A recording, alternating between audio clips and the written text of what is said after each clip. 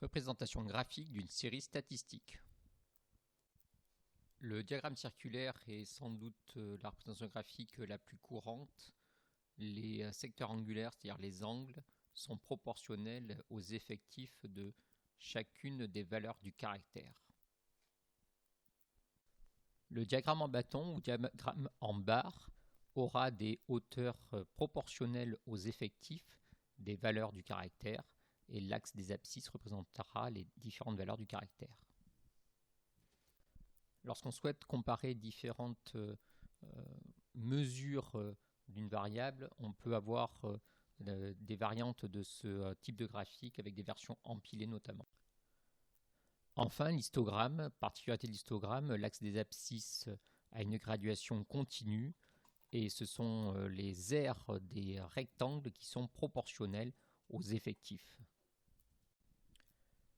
Chacune de ces représentations graphiques peut être utilisée pour les différentes natures de caractères. Par exemple, le caractère qualitatif est très souvent représenté par un diagramme à secteur.